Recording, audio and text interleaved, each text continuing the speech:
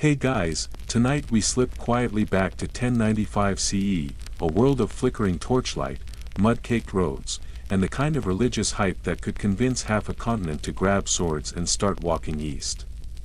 You can almost smell the wood smoke and the wet wool cloaks. In the distance, church bells toll like background music to destiny. Somewhere in France, a pope stands on a raised platform, shouting words that will accidentally rewire global history. And you're right there, shoulder to shoulder with the anxious crowd, wondering if taking back Jerusalem is a weekend thing or, a multi-year odyssey. Spoiler, it's the second one, so, before you get comfortable, take a moment to like the video and subscribe. But only if you genuinely enjoy what I do here. And hey, drop your location and local time in the comments, I love seeing where everyone's listening from. Now, dim the lights, maybe turn on a fan for that soft background hum, and let's ease into tonight's journey together. It begins, like most human chaos, with a speech. Pope Urban II, a man who had never personally wielded a sword, stands before a crowd at Claremont and declares that God wants Western Christians to help their Eastern brethren. The Byzantine Emperor Alexios I had written asking for a few mercenaries. What he got instead was the biggest armed field trip in history. Urban's pitch. A perfect blend of fear and FOMO. Pilgrims would march to the Holy Land to free it from infidels. And in return, their sins, poof, gone. You, a medieval listener who's already terrified of hellfire and bad harvests, suddenly feel the first spark of crusading fever. The crowd explodes with chants, Deus vult, God wills it. They raise their arms, tears running down faces smudged with dirt and hope. You might think this was a one-off moment of pious passion. Nope. Within months, the fever spreads like gossip at a medieval tavern. Across France, Germany, and Italy, priests preach the call, peasants tie red crosses to their tunics, and knights daydream about eternal glory and maybe a few fancy carpets from the east. Still, the irony is thick enough to butter bread with. This holy mission was also a brilliant political move. Urban II wasn't just helping Byzantium, he was reminding Europe who's boss, Rome, baby. Historians still argue whether Urban meant to start a massive invasion or simply wanted to redirect Europe's violent energy somewhere not within Europe. Either way, he accidentally created the Middle Ages' first multinational campaign, complete with branding, merch, and, eventually, terrible logistics. You shuffle through muddy streets, watching itinerant preachers whip up crowds. Some say the world will end soon, that this is your final chance to do something righteous before the apocalypse. Others claim angels have been seen pointing east. And you can't help but think, east of what? France? My village? The outhouse? But details don't matter.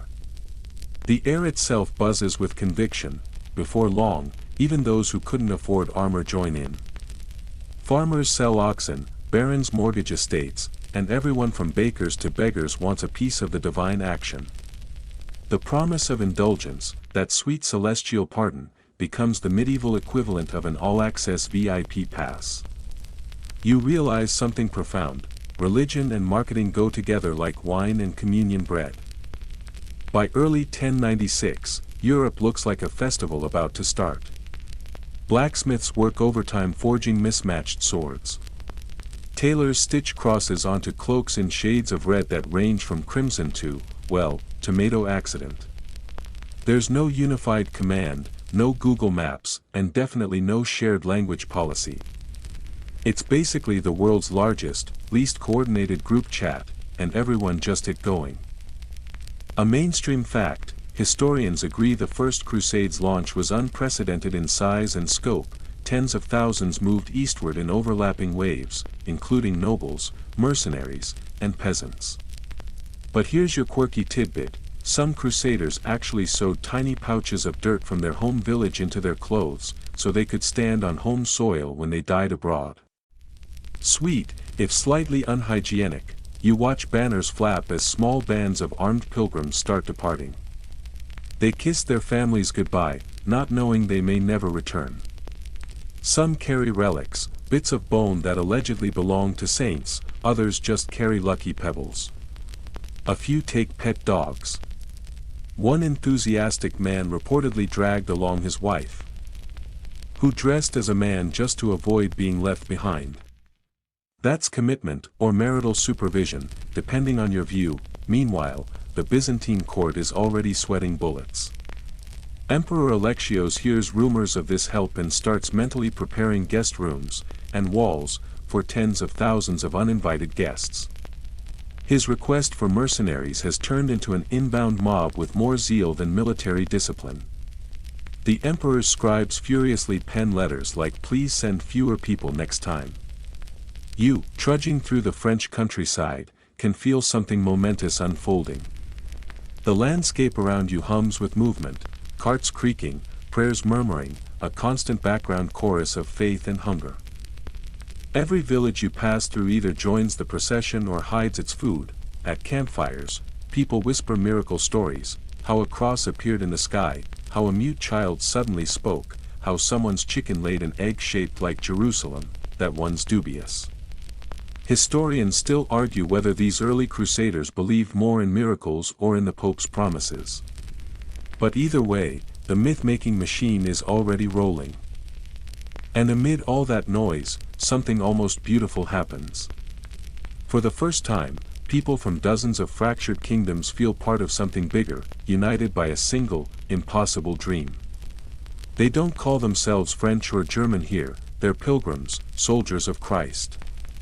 It's nationalism before nationalism existed, except instead of flags, you have relics, and instead of slogans, you have priests yelling about eternal life.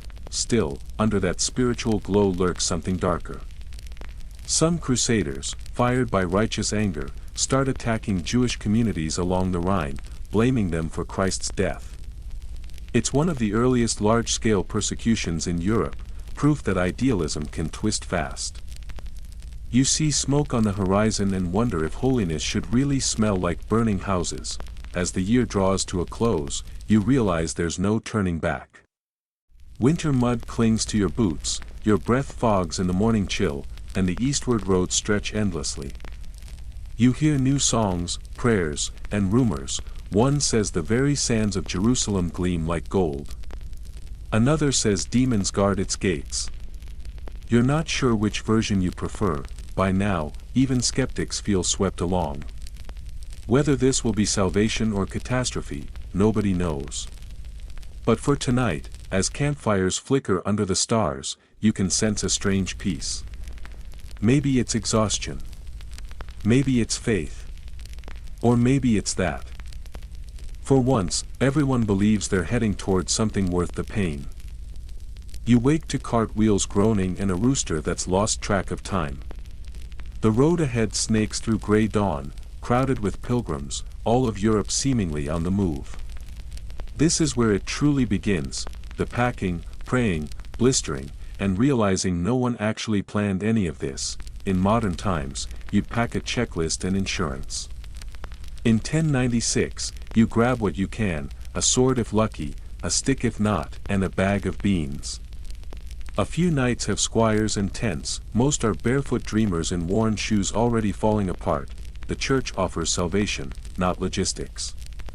No maps, no plan, just head east until Jerusalem.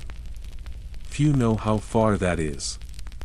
Historians still argue whether crusaders imagined it a few valleys away. The road feels like a chaotic festival. Knights march beside farmers, priests lead hymns you can barely hear over the clatter. Dogs dart, kids chase carts, and someone's already hawking authentic relics carved that morning. You soon learn that packing for apocalypse means carrying faith as much as food. A man totes holy water, a woman wears her wedding veil, a knight bears his sister's stitched banner. You keep your lucky coin, the one that landed on its edge. Bad omen, probably, travel crawls. Oxen plod through mud and dust, rain turns roads to soup, drought fills lungs with grit. Meals. Beans, barley, and hope. Each night brings arguments over direction or doctrine. A monk lectures a drunk knight using his helmet as a cup. It feels less like divine mission, more like planes, trains, and pilgrimages, yet beneath the absurdity lies sincerity. Fires flicker, prayers mingle with Latin whispers. Fear and faith share every face. Historians say 60,000 to 100,000 joined this first wave, a staggering number of hungry souls chasing one dream, one night. A rumor spreads of a comet blazing east, a heavenly sign, or just bad timing. Either way, prayers rise, and by dawn, someone's selling comet charms. Capitalism, eternal. Weeks blur. You pass villages stripped bare, locals staring as crusaders trudge by, equal parts awe and dread. Some cheer, others bolt their doors. Rumors trail you, holy, mad, or both. Probably both. At night, under vast stars, you feel the enormity, nobles beside peasants, women beside priests, a strange social experiment disguised as pilgrimage. Some even believe dying on the road means skipping purgatory entirely. Few journeys promise salvation through suffering so literally, but cracks show. Fights over food, deserters slipping away, collapsing horses traded for mules, no takers. In Hungary, tempers flare, barns burn. You realize, this isn't pilgrimage anymore. It's an invasion with hymns. Hunger blurs holiness. Men steal bread, then pray for forgiveness, efficiency at work. God will understand, someone mutters through stolen crumbs. Conviction bends fast under an empty stomach, still, that red cross sewn on every tunic binds them, and you, together. It means purpose, however muddy. One evening you see a knight kneel, sword like a crucifix, praying for a city he's never seen. You sit beside him. For a heartbeat, it all feels sacred. Historians still debate whether faith or ambition drove them. Probably both. Humanity excels at doing the grand and the foolish for the same reasons. At dawn, aching but resolute, you shoulder your pack. East, always east. Somewhere. Jerusalem gleams. Empires, legends, and nightmares will follow. You glance at the horizon and smile. If salvation exists, it's caked in mud. You've been walking for weeks, time flattened into the rhythm of boots on dirt.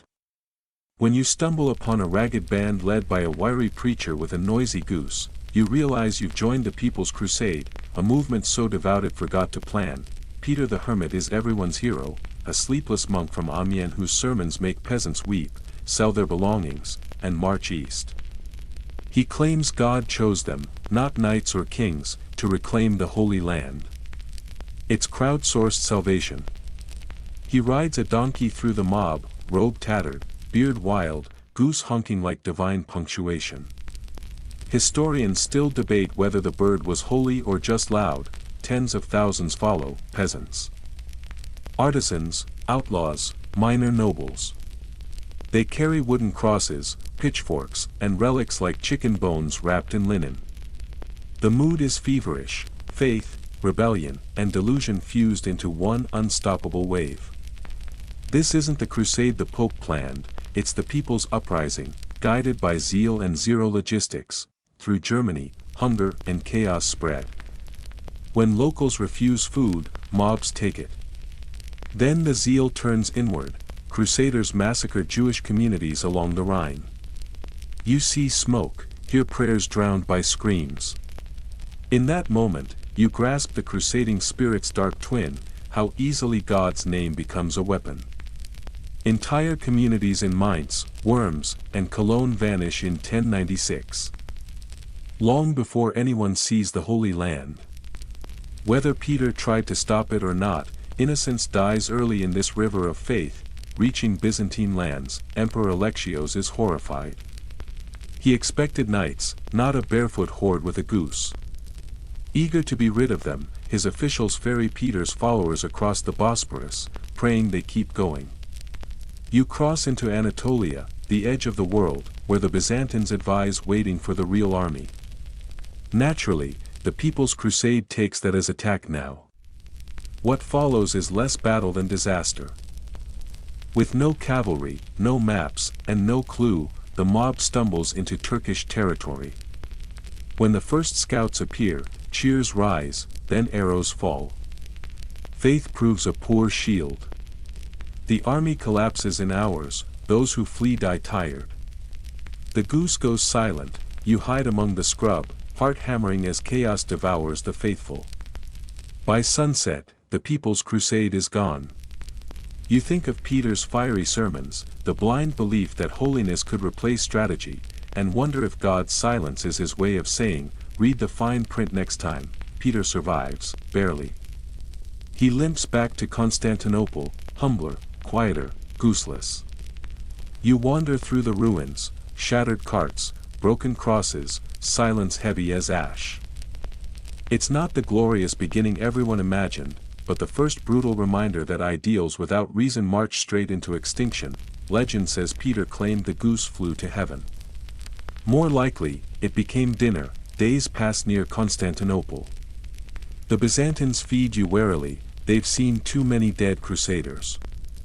Then you hear new rumors, real knights are coming, armored, trained, organized. Maybe this time, it will work. Historians still argue whether Peter's failure was tragedy or spark. To you, sitting in the dust, it's both, a lesson in faith and folly. When night falls, you lie beneath the stars, whispering a prayer that the next crusade will do better. Spoiler, it won't. But history will remember them anyway. By the time you hear the thunder of hooves and the metallic rhythm of real armor, you already know the amateurs are done. This is the official crusade, the big leagues. The knights have arrived. Shiny helmets, disciplined ranks, banners snapping like thunderclaps in the wind. Gone are the barefoot zealots and their ill-fated goose. These are men who've actually practiced violence for a living. And they look very pleased to have an excuse to use it. The First Crusade's noble contingent is basically the medieval Avengers. Godfrey de Bouillon, the pious knight with the jawline of a saint and the patience of a saint's accountant.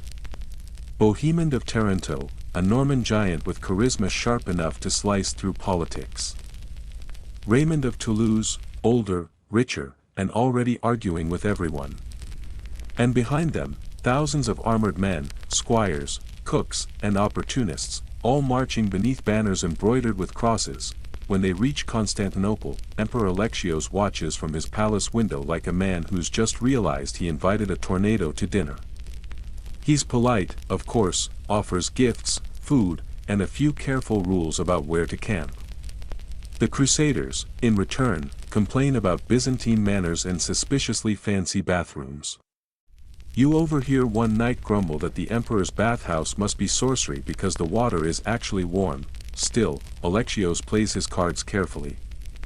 He wants his lost lands back. Anatolia, especially.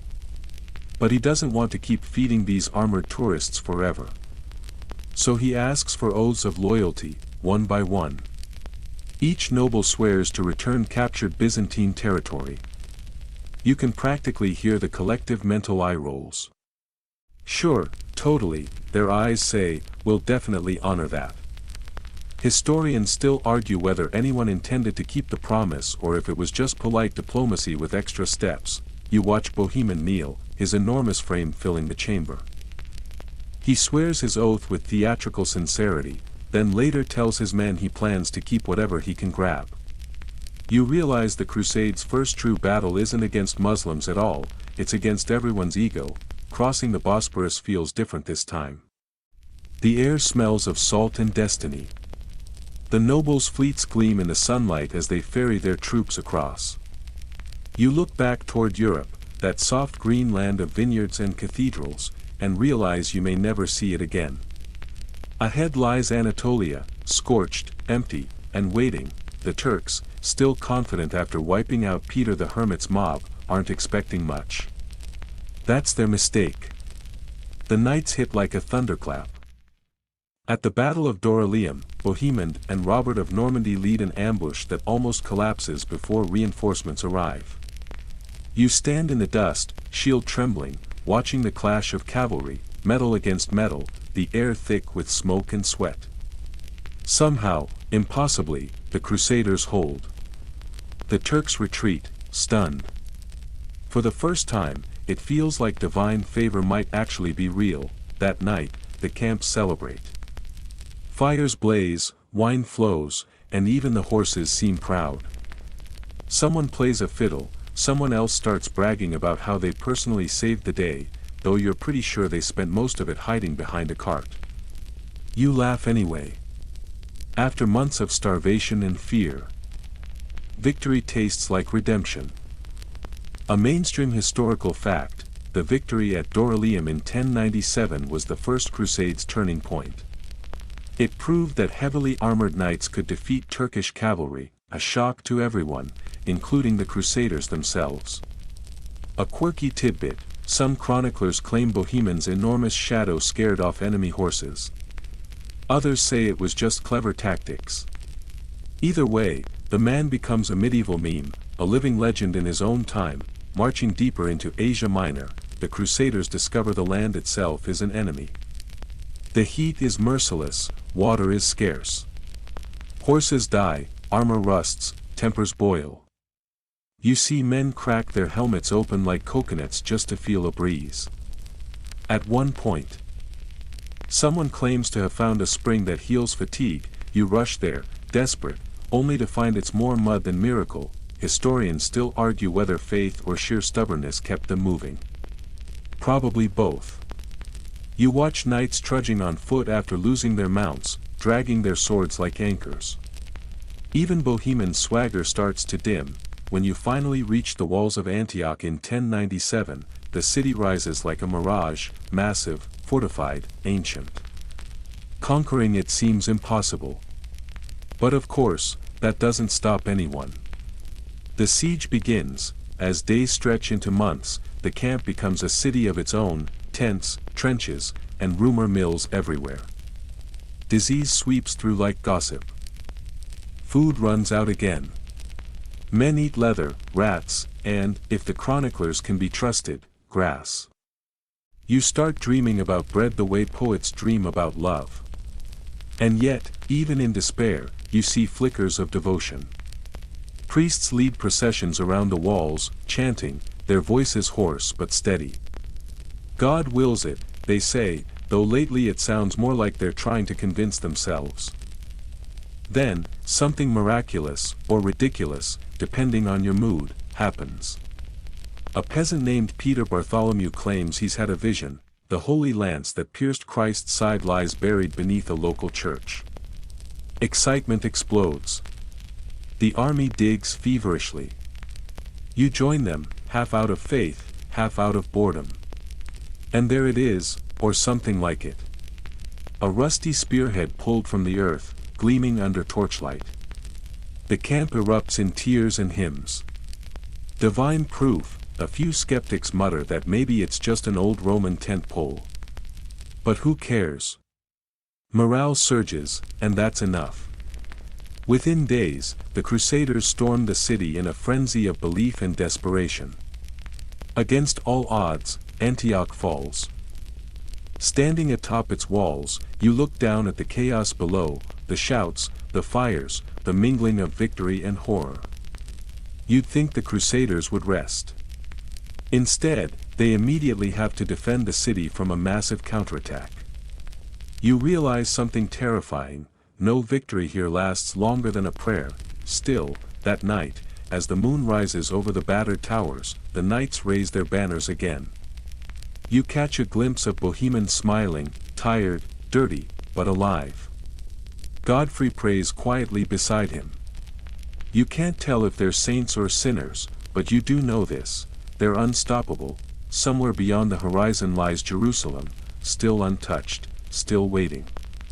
You feel it calling like a heartbeat in the dark. The dust of Jerusalem still clings to your sandals as wagon wheels creak and chainmail rattles.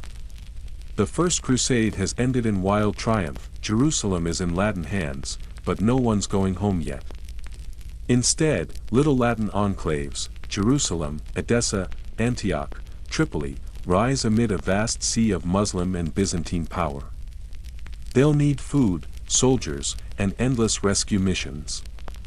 You're not done marching, Jerusalem smells of incense and sewage. Nobles carve fiefs with the zeal they once gave to holy war, crowning themselves barons and princes. Clergy build churches atop every sacred stone. The locals, unimpressed, keep their heads down. These crusader states lasted decades, some centuries. They had taxes, courts, and awkward banquets where French knights tried to eat dates with daggers. The Franks learned to wear lighter armor, eat with spoons, and, scandalously, ally or even marry locals. Europe called it corruption. In truth, it was adaptation, but the farthest outpost, Edessa, was doomed. In 1144, Zengi, the fierce ruler of Mosul, and his mustache, recaptured it, shocking Christendom. The loss of the image of Edessa, a relic said to bear Christ's face, caused panic, like a medieval "trust me, my uncle works at Nintendo" moment. The solution?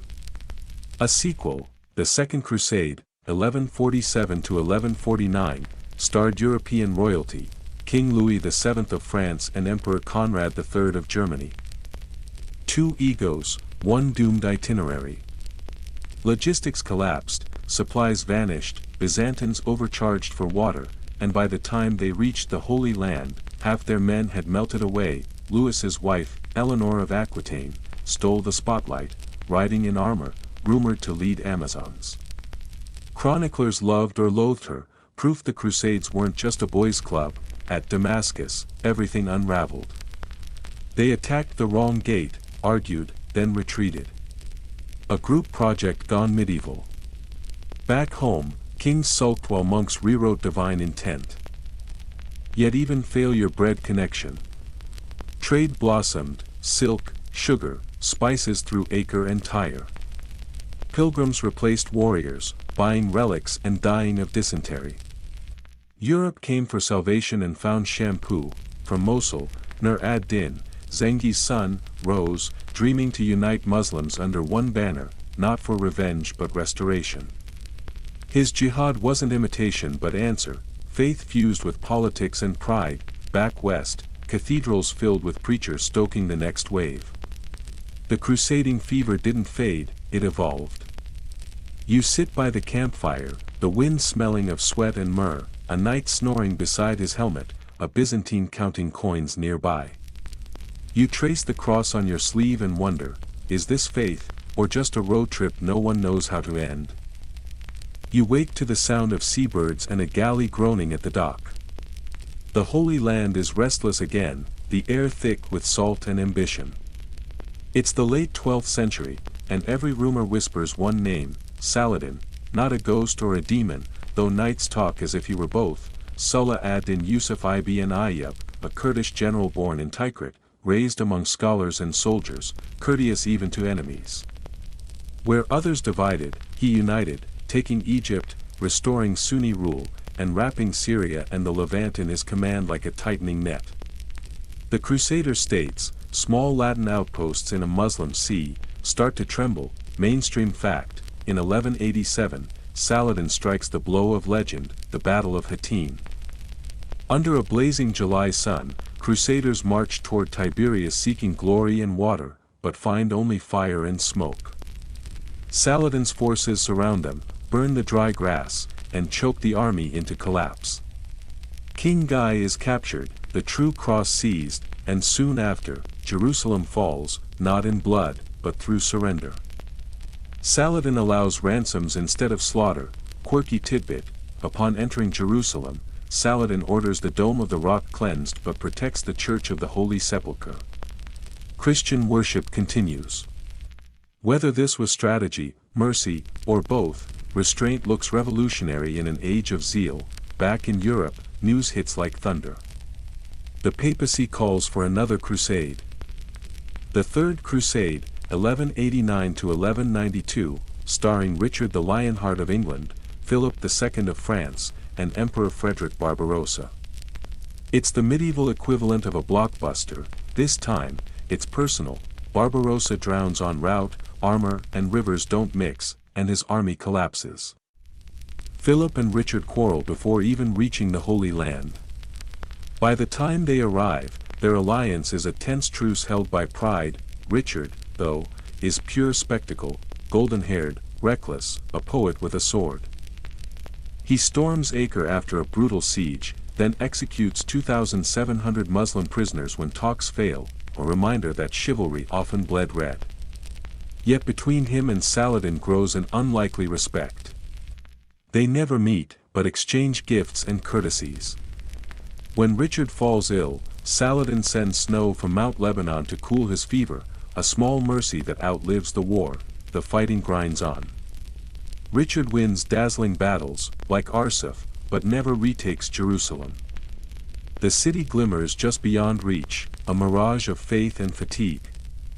Eventually, he turns homeward, wiser and weary. You notice the road feels different now. The dream of conquest fades, replaced by curiosity. Crusaders return with Arabic medicine, mathematics, and architecture, strange ideas from a world they came to conquer but ended up learning from. In Acre's ports, merchants haggle over spices, monks copy Arabic medical texts, sugarcane becomes syrup, soon to reshape global trade. A Templar counts coins beside a Muslim money changer, 2 prayers, 1 goal, profit. The Crusades, once holy wars, have become engines of exchange. When Richard signs the Treaty of Ramla, 1192, it's quiet but profound. Jerusalem stays under Muslim control, Christian pilgrims may visit freely. Both sides, exhausted, finally breathe. Saladin dies a year later, nearly penniless from charity. Richard returns to Europe and is promptly captured for ransom. And you? You're left listening to hoofbeats fading both east and west, a fragile peace between 2 tired worlds. That night, under desert stars, you realize the Crusades' true legacy isn't conquest or faith, but the strange miracle that 2 civilizations, locked in war, somehow learned to trade ideas instead of just blows. A camel snorts. Someone hums a hymn. And as you drift toward sleep, you sense the next century will be no quieter, only stranger, richer, and even more human. The century turns, and the wind shifts again. You're older now, dustier, maybe a little cynical, standing on the docks of Venice where gulls shriek like gossiping monks. The Third Crusade has ended without Jerusalem's return, but Europe, predictably, refuses to quit. The Crusade has become an addiction, half ritual, half politics. And now, the stage is set for its strangest act, the Fourth Crusade. Mainstream fact: the Fourth Crusade, 1202 to 1204, never even reaches the Holy Land. It begins with plans to strike Egypt, the soft underbelly of Muslim power, but ends with Western Crusaders sacking Constantinople, the greatest Christian city in the East. Greed, debt, and Venetian bookkeeping prove stronger than faith. You watch Europe's knights sign up in droves, hungry for redemption or plunder. The Pope promises indulgence, Venice demands payment. The blind, brilliant Doge Enrico Dandolo offers ships for a staggering fee. But when too few soldiers arrive, the coffers come up short. Venice has 500 ships built and no buyers. Dandolo proposes a deal: help Venice capture Zara, a rival Christian port, and the debt is forgiven. It's like borrowing for a mission trip and being told to rob a church first. The Crusaders hesitate, then obey. Zara falls, Pope Innocent III excommunicates them all, and the expedition's moral compass quietly drowns in the Adriatic. Quirky tidbit: Dandolo, in his 80s and blind, personally leads troops into battle. Chroniclers claim he had to be pointed toward the enemy first. Whether true or not, the image is irresistible: a sightless man steering the course of history. From Zara, things spiral further. A Byzantine prince, Alexios Angelos, promises gold and ships if they help him reclaim his father's throne in Constantinople. He swears to unite the Greek and Latin churches. It sounds divine, and predictably isn't. But debts must be paid, and crusaders rarely resist gold. You sail east through the Aegean until Constantinople rises like a vision, its marble walls, golden domes, and glittering mosaics outshining every city you've seen. It's Christian, yes, but Greek, not Latin, refined, not fanatical. To the Crusaders, that difference feels like heresy. The siege begins. Venetian galleys sprout siege towers, rope ladders sway under a storm of arrows. The blind doge waves St. Mark's banner from his prow. The walls break. The emperor flees. The Crusaders flood in, then comes the horror. Constantinople burns for 3 days. Churches are looted, relics and icons stolen.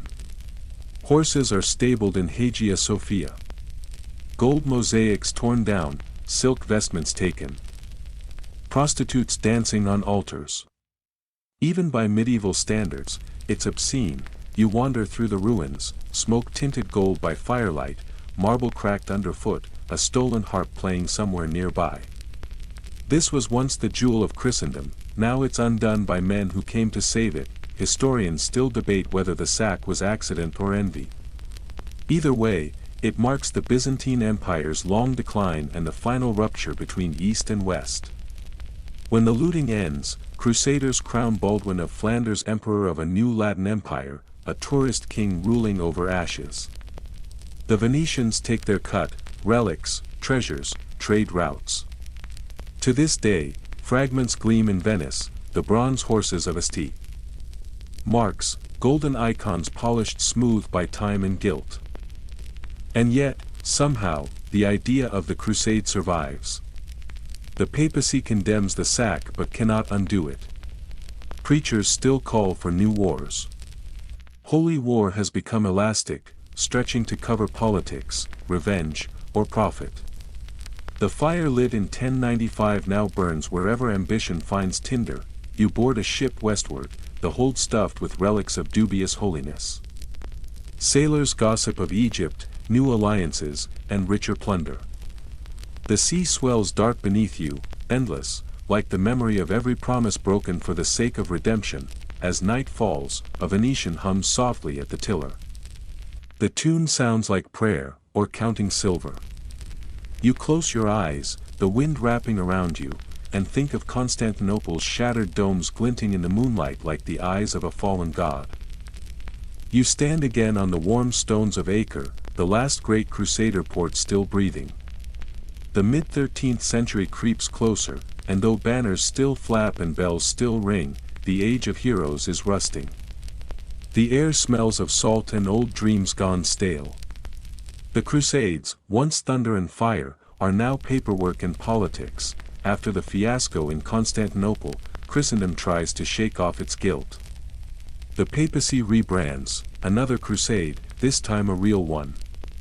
Thus, in 1217, the Fifth Crusade begins, aimed not at Jerusalem but at Egypt, the heart of Muslim power. Break Egypt, they reason, and Jerusalem will fall. You watch fleets gather on the Nile Delta, sails white as bones. The Crusaders besiege Damietta, expecting glory, finding only mud, heat, and disease. The Nile floods, camps rot, crocodiles feast. One chronicler writes, "Drilly, the beasts of the river made many martyrs." Fact, Damietta falls in 1219 after 2 years of misery. Then Sultan al-Kamil, nephew of Saladin, offers to trade the city for Jerusalem. It's a miracle, and the papal legate Cardinal Pelagius refuses. He wants all or nothing. The Crusaders march toward Cairo, the Nile rises, and al-Kamil crushes them. The dream drowns in the Delta. Quirky tidbit, during this campaign, Francis of Assisi crosses enemy lines to meet al-Kamil. Historians debate whether he came to convert or to make peace.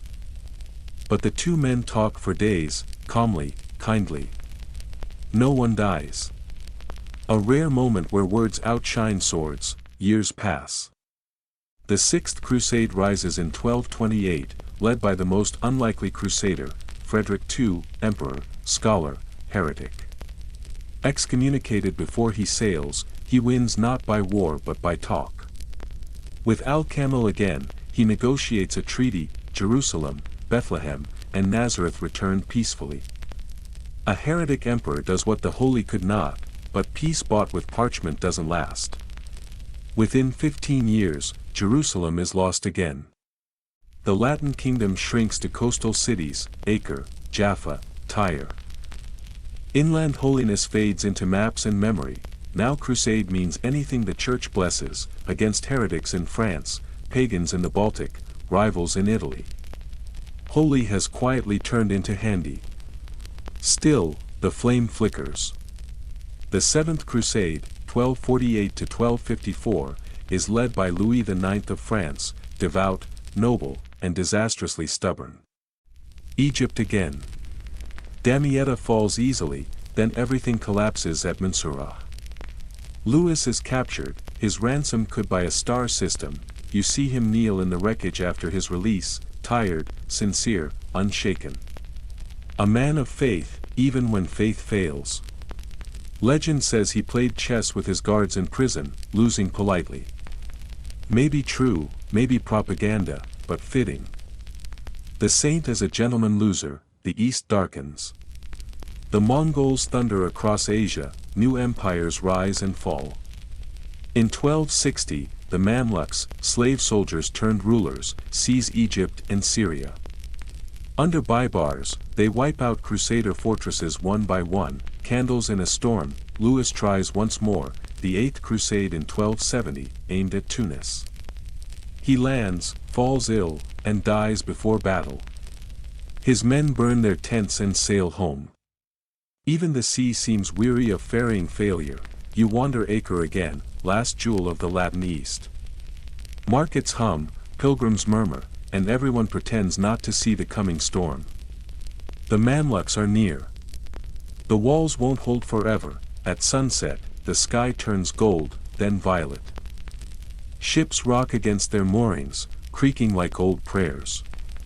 You sit by the harbor, toes in the foam, and realize that somewhere between faith and folly, between sword and scripture, humanity has learned something, though no one can say what. The Crusades are turning from fire into legend.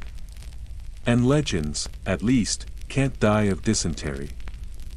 You wake to thunder, not from the sky, but from siege engines battering Acre's walls. It's 1291, and the end has come. The last Crusader stronghold in the Holy Land is falling to the Mamluk Sultan al-Ashraf Khalil. After 2 centuries of dreams and wars, this is the Latin East's final breath. The streets are chaos. Knights in white surcoats shout orders, merchants toss chests of coins into the harbor, begging for passage. Women and children crowd the docks, praying, screaming. Smoke, salt, and iron choke the air. You press against a wall warm as fever. Fact, the siege lasted 6 weeks. Despite reinforcements from Cyprus and desperate bravery, the Mamluks breached the defenses on May 18. 1291, the Crusader dream died that day. The Mamluks are relentless. Al-Ashraf is no brute, methodical, efficient, intent on erasing this foreign colony. As siege towers roll forward, defenders hurl Greek fire, but the attackers keep climbing, cloaks soaked in vinegar. The city's great bell tolls once, then falls silent. The Templars retreat into their fortress by the shore, holding out 2 days before the citadel collapses into the sea. Chroniclers say the water turned red, perhaps exaggeration, but the ruin was real. Acre burns. The Crusader states vanish. Survivors flee to Cyprus, then Rhodes, then Malta, each island smaller, each hope dimmer. Quirky tidbit, amid the chaos, Genoese sailors smuggled out holy relics. Fragments of the true cross, the arm of St. John, a saintly finger. Whether sacred or improvised, they ended up in European cathedrals, still venerated today.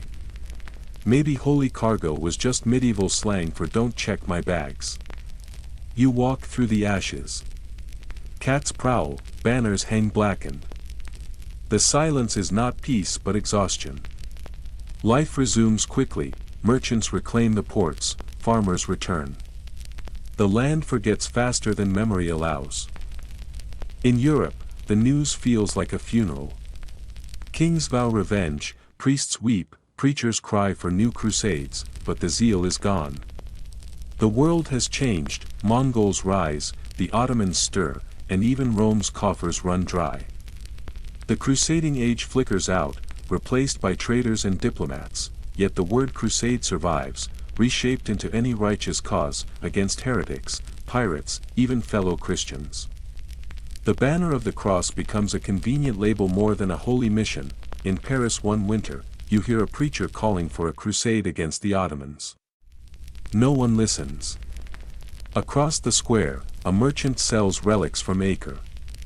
You spot the fakes instantly, but people buy them anyway. Symbols outlast truth, and still, from the ashes, something new grows. Scholars translate Arabic texts, doctors learn from Muslim medicine, engineers borrow Eastern fortifications. The Crusaders lost their war, but carried home half a civilization. You can see the traces everywhere, Gothic arches born from Islamic curves, spices transforming kitchens, new fabrics and instruments reshaping Europe. The Crusades were contagion as much as conquest. Historians debate if the exchange was worth the cost. Maybe not. But as you stand on the empty dock where knights once sailed, you sense that history rarely ends cleanly. It fades into something else, quietly alive. You turn inland. The desert wind tastes unchanged.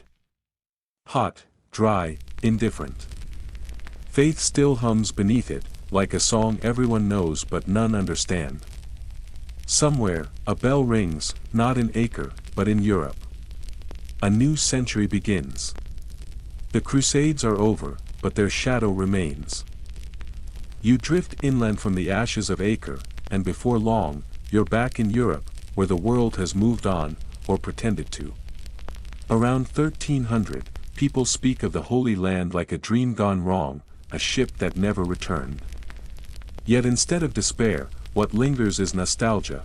It's a nostalgia that sells relics, fills tavern songs, and paints church walls with battles no one won. Everywhere, the Crusades are repackaged into tales of valor and miracles. Fact, the 14th century birthed a crusade memory industry, turning 2 centuries of blood into pious legend. Pain is easier to bear when mythologized. Chroniclers polish defeat into virtue, troubadours sing of heroes who never lived. Even Louis IX, who died of dysentery outside Tunis, becomes a saint. In a Paris chapel, a priest retells his story, and the crowd nods, knowing the truth but preferring the myth. Quirky tidbit, there were Crusader fan clubs, medieval associations that kept relics, sang songs, and wore old armor at feasts. They reenacted battles and toasted fallen heroes. The farther the Crusades receded, the more glamorous they seemed, a golden age when sin had borders. Historians still argue whether this nostalgia was propaganda or genuine longing. The papacy kept calling for new crusades, against pagans, heretics, or Ottomans, but something had shifted. The old fervor feels now like embers, warm, comforting. But no longer blazing. In Venice, irony fills the air. Merchants who once ferried crusaders now sell silk and sugar from Muslim ports. Trade has replaced holy war, and its god is profit. One merchant boasts he earns more in a week from spices than any knight from ransom, and he's right. Architecture, too, changes. Castles turn into palaces, towers into domes shaped by Islamic geometry. Europe quietly absorbs what it once called foreign. You trace an archway in Florence and recognize Damascus patterns. The Crusades failed in battle, but triumphed in culture. In a monastery, you leaf through an Arabic medical text translated into Latin. The monk copying it smiles, perhaps healing is holier than fighting. You nod, it's hard to disagree, still, resentment lingers. Some blame sin or faithlessness for losing Jerusalem. Preachers thunder that the cross will rise again, but their words sound hollow now. In Avignon, bishops debate a new crusade against the Ottomans amid ledgers and shipping contracts. The flame of faith has become paperwork. You almost miss the madness of earlier centuries. Almost, you think of the old crusaders, gray-haired, forgotten.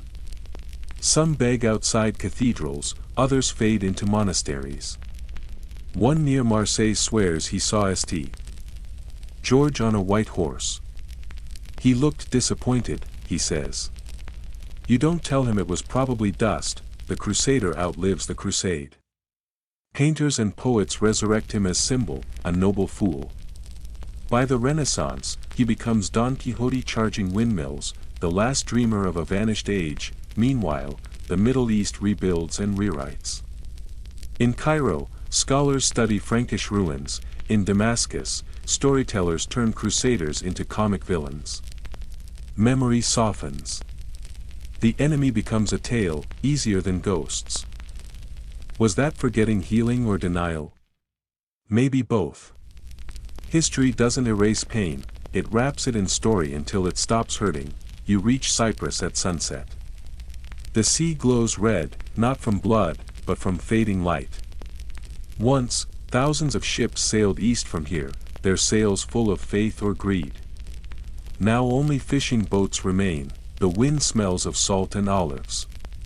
You sit by the shore and, for the first time, the silence feels earned. The world has learned that holy wars burn out faster than the faith that fuels them. You lean back, watching stars appear, the same constellations crusaders once prayed under. They've seen empires rise and fade, and never taken sides, and you realize what no chronicler wrote: maybe the Crusades were never truly about Jerusalem. Maybe they were about the human need to chase meaning into the horizon, even when it ends in the desert. You linger on the Cypriot shore as night gives way to dawn. The air is warm, heavy with salt, and the world feels quieter, older. The age of crusading has ended, but the world it shaped is only beginning to form. History ripples outward, slow at first, then unstoppable. You board a ship for Italy. The crew talks not of holy wars but of markets, trade routes, and credit from Genoa. The sails sound the same, but the journey's goal is profit, not paradise. Somewhere between Crusader ports and Venetian banks, faith has turned into finance. Fact, the Crusades helped spark Europe's first real financial networks: banks, insurance, credit transfers. The Templars, once holy warriors, became the continent's first international bankers. Their fall in 1312 was as much about money as faith. Kings owed too much, and it was easier to burn the ledger than repay it. You pass the Paris square where Jacques de Molay, the last Templar Grand Master, was burned. Legend says he cursed the Pope and King, and both died within the year. Coincidence or not, chroniclers knew better than to waste a good story. Quirky tidbit: centuries later, Freemasons and secret orders would claim descent from the Templars. Everyone wanted a share of that Crusader mystique. The line between myth and history blurs so much that you start to wonder if the Middle Ages ever ended at all. Historians debate whether the Crusades invented Europe, whether they forged unity or merely cloaked ambition and piety. Either way, by the 14th century, the map, and the mindset, had changed forever. In Florence, merchants grow rich trading spices through ports once conquered by knights. Paintings of saints hang beside Persian carpets. A banker boasts his family now deals directly with Cairo. The Holy Land has become a marketplace. War failed to unite people, but money did. The Crusaders' world lives on in disguise. Cathedrals still stretch heavenward, their arches echoing Jerusalem's mosques. Pilgrims still travel, now for souvenirs more than salvation. In Bruges, a man sells authentic Crusader armor made of tin.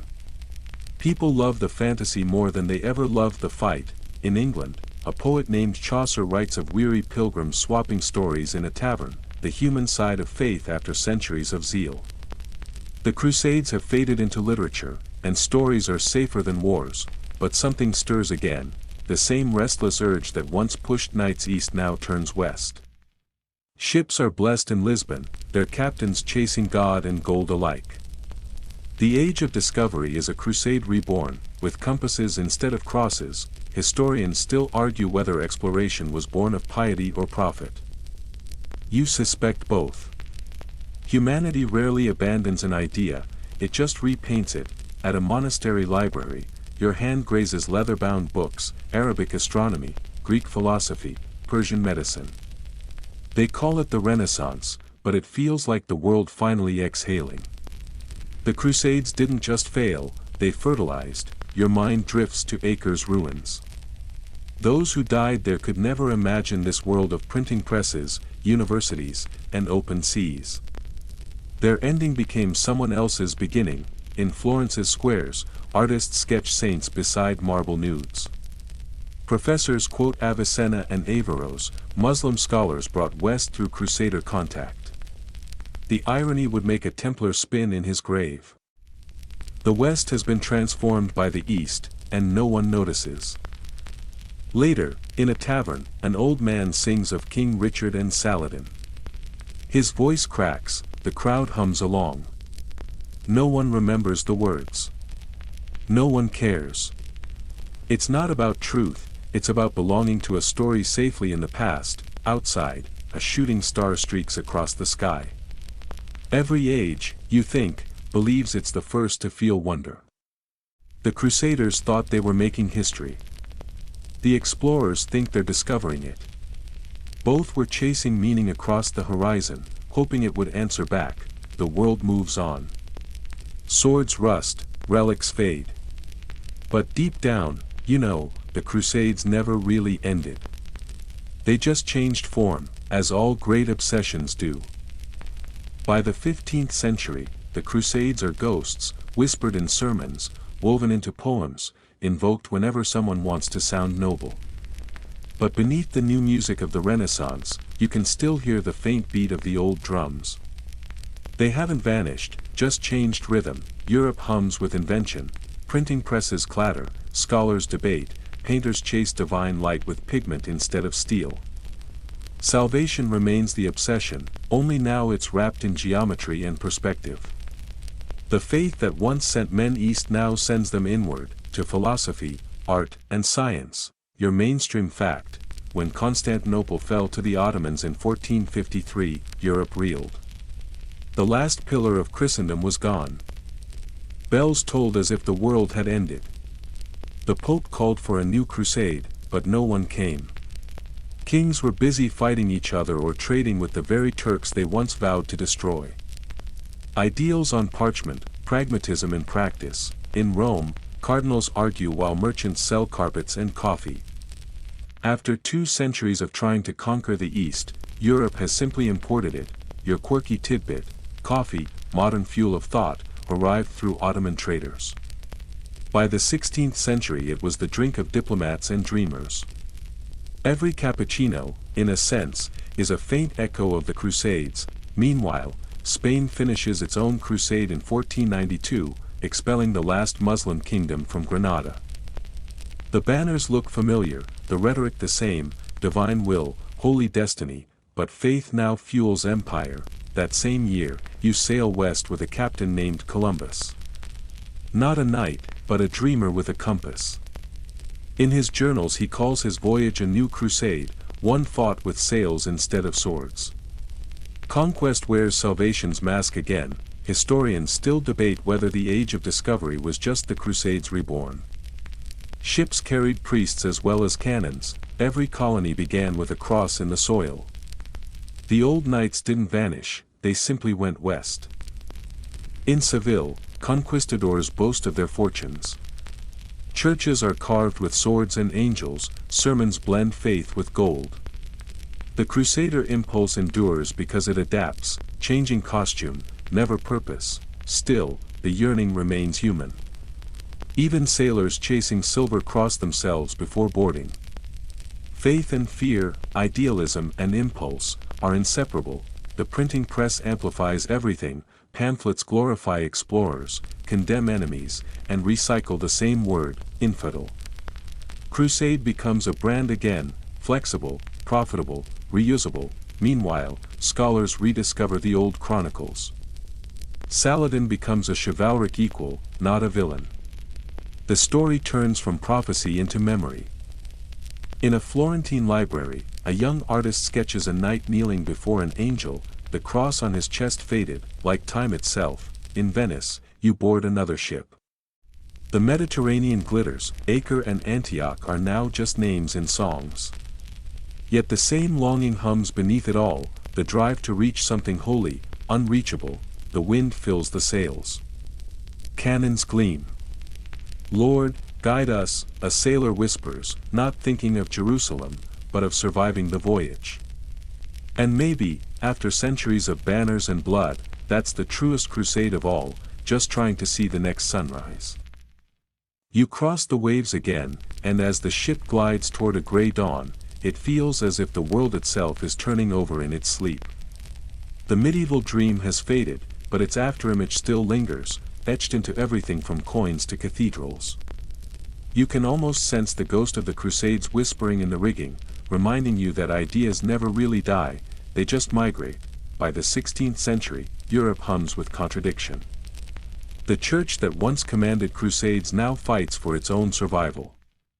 The Reformation is tearing the Christian world in two, and the word holy has never sounded so complicated. Protestants and Catholics call each other heretics, both claiming divine sanction. You wander through a German town where a preacher in black robes rails against papal greed, and across the river, a priest calls him the devil incarnate. Each side sees the other as a new Saracen, your mainstream fact. Martin Luther himself sometimes referred to his struggle as a spiritual crusade. Pamphlets of the time are filled with imagery of knights, swords, and crosses, only now, the battles are fought with words and printing presses. The crusading impulse has gone inward, turned theological. You walk through a print shop in Wittenberg, the air thick with the smell of ink and smoke. The printers hammer at their presses like blacksmiths forging scripture. Pages of sermons and manifestos pile up around your feet. You pick one up at random, and there it is again, Deus Vult. God wills it.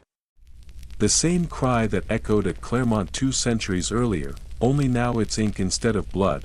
Your quirky tidbit, one of Luther's opponents, the fiery preacher Johann Tetzel, sold indulgences using the slogan as soon as a coin in the coffer rings, a soul from purgatory springs. Historians still argue whether he actually said it or if it was Protestant propaganda, but either way, it's proof that even salvation had become a kind of marketplace. The Crusades may have birthed banking, but they also birthed branding. The wars of religion that follow are cruel echoes of the old Crusades. Armies march beneath banners of saints, cities burn in the name of reform. You pass through France during the wars of religion, where Catholic and Huguenot militias slaughter each other in the streets. The cries of heretics sound no different from infidel. The geography has changed, but the fever feels the same. Historians still argue whether the Reformation ended the medieval world or simply translated it. You suspect the latter. The machinery of righteousness doesn't stop, it just finds new targets. Every sermon, every manifesto, every bonfire of heretical books feels like another crusade in miniature. And yet, amid the chaos, new ideas sprout like weeds through broken stone. Skeptics begin to ask uncomfortable questions. What if God doesn't pick sides? What if holy war is just politics in costume? You overhear a philosopher in Antwerp quietly muttering, perhaps the kingdom of heaven has no borders. He glances around before saying it, afraid someone might hear. It's dangerous, this new kind of faith, faith in doubt. By the 17th century, the age of exploration has matured into empire. Maps stretch farther every year, and each new territory comes with its own mission. The crusading spirit becomes bureaucratic. Missionaries file reports, conquistadors fill out tax ledgers. Empires baptize entire continents, sometimes with water, sometimes with fire. The rhetoric is familiar: God's will, civilization, destiny. You recognize the pattern instantly. You wander through a Jesuit mission in South America. The jungle hums, and the air smells of incense and rain. A priest gently teaches a local child to write the Latin alphabet. In another hut, soldiers stand watch with muskets. It's hard to tell where compassion ends and conquest begins. The world has learned to disguise its crusades in compassion. The printing press, once a rebel's tool, becomes the new pulpit. Pamphlets circulate across oceans, calling for salvation, for reform, for revolt. Crusade becomes a metaphor for every cause, against poverty, against ignorance, against sin. The word is elastic now, capable of meaning almost anything righteous. You arrive in London during a foggy morning, centuries later still. The world has become modern, industrial, skeptical. Steam engines clatter, factory whistles shriek, and yet the newspapers shout headlines like a crusade for progress or a crusade against vice. You smile at the irony. After all this time, the language of holy war still sells papers. Historians still argue whether the modern crusade is an insult or a compliment. Politicians use it freely, activists reclaim it ironically. Somewhere in all that linguistic debris, the original meaning, those dusty pilgrim vows, that impossible march toward a city in the desert, has faded completely. And maybe that's the final transformation, when an obsession becomes so normalized, you forget it ever had blood on it. You pause outside a museum. Inside, under soft glass, a crusader sword glints under artificial light. The placard reads simply, 12th century, Kingdom of Jerusalem. You press your hand against the glass, half expecting it to hum, but it doesn't. It's silent, obedient, almost gentle. You realize that time doesn't erase violence, it domesticates it.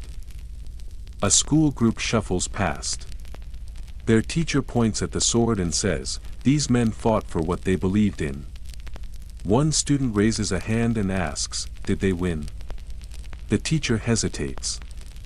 "In some ways," she says softly, "we're still deciding." You walk back into the evening, the city lights flickering like candles. The world is quieter now, but not cured. The same impulse still lives on, in wars of ideology, in crusades of policy and morality. Humans still march, still chant, still divide the world into light and dark, us and them. Only the costumes change, and as you listen to the rumble of a passing train, you realize the sound isn't so different from the old thunder of horses on the plain. The rhythm is the same. The crusade continues, not against infidels or empires now, but against the endless unease of being human. The night is calm again. You are far from battlefields, far from cathedrals and councils, far from any place that would call itself holy. The centuries you've wandered are behind you now, dust, echoes, and parchment. But their residue still hums in the air, like static before a storm. You sit at the edge of a harbor, where ships rise and fall with the tide. Around you, the modern world glows, glass towers, radio towers, satellite dishes blinking against the clouds. Somewhere overhead, data moves at the speed of light, carrying headlines about new crusades every day. Crusades against corruption. Crusades for justice. Crusades to save the planet. The word has lost its armor, but not its heartbeat. You think about how the first crusaders must have felt, ordinary men and women convinced they were chosen for something extraordinary. They weren't monsters, most of them. They prayed, they feared, they hoped. They left home believing they could make the world holy again. And that, perhaps, is the most enduring delusion of all, the idea that holiness can be manufactured through force. Your mainstream fact, scholars estimate that over the course of 2 centuries, somewhere between 1 and 5 million people died in the Crusades, soldiers, civilians, pilgrims, everyone caught in the current of someone else's righteousness. The exact number will never be known. The medieval chroniclers didn't count corpses. They counted souls. You lean back against a stone wall and watch the waves roll in. The sea doesn't care who claimed Jerusalem, who built cathedrals, who wrote papal bulls. The sea is older than faith, older than scripture. It whispers the same message over and over, everything returns. Your quirky tidbit, in 1935, a British newspaper announced a crusade against noise. Its goal: to outlaw the constant honking of London taxis. The headline was half joking, but the phrasing was serious. It showed how deeply the crusading metaphor had embedded itself into modern life. People no longer need swords, they just need slogans. The Middle Ages have ended, but the medieval mindset lingers.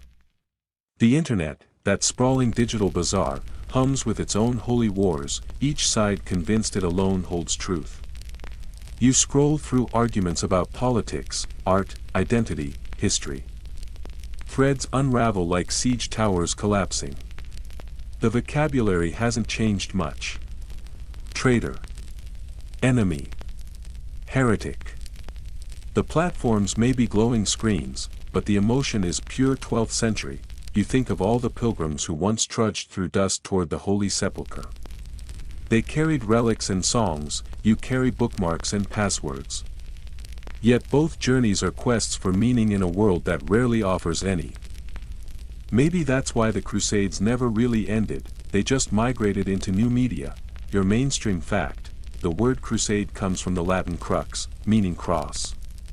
To take the cross was to bind yourself to something greater than your own life. In modern language, to take up a cause is almost the same idea, just scrubbed of theology. Humans still crave belonging, still want to be part of a story where good defeats evil. It's comforting, even when it's false. You stroll through a park as dawn spreads its pale light. The city yawns awake. Joggers pass you with earbuds, pigeons scatter. You realize you could tell any one of them they're living in the age after the Crusades. And they might nod, politely, not realizing that in a sense, the Crusades never stopped. They simply changed shape, following humanity wherever conviction outpaces compassion. You reach the top of a hill and look down at the city, the domes, the bridges, the antennae. Every age thinks it's the final one, the one that has learned from all the others. But that's just another kind of pilgrimage, isn't it? The journey toward self-righteous peace, the hope that this time, our wars will be the last ones. A church bell rings somewhere below, its sound old and resonant. You remember the first bell you heard, back in that dusty village near Claremont, calling knights to arms. The tone is the same, though the message has softened. You smile faintly. History has a strange sense of humor. The morning wind picks up, carrying the smell of rain and asphalt. You close your eyes. The stories of the Crusades, of knights and kings, of pilgrims and prophets, fade into murmurs. The names blur. The dates dissolve. Only the feeling remains, that ancient mix of hope, fear, and the desperate wish to make the world align with belief, and maybe, as the sky brightens, you realize something small but significant. The missing half of the Colosseum was not lost to time or theft, but to transformation. Its stones became churches, houses, and monuments. Destruction became foundation. The same could be true of the Crusades. Their violence, their mistakes, their endless conviction, perhaps all of it, too, was repurposed. Perhaps our modern compassion, flawed as it is, stands on those same stones. You stand there for a long time, letting that thought settle. The wind sighs through the leaves like a distant chant. The world is quieter now, though not silent. The wars of the soul are softer, but they still hum under the skin of civilization, and then, finally, you take a deep breath, feeling centuries of noise fade to stillness. You are no longer wandering, no longer searching. You are simply here, listening to the slow rhythm of a world that has outlived every crusade, every empire, every sermon. The tide rises. The first drops of rain begin to fall. You close your eyes and let them wash over you, cleansing the last dust of the medieval world from your thoughts. History exhales. You drift into sleep.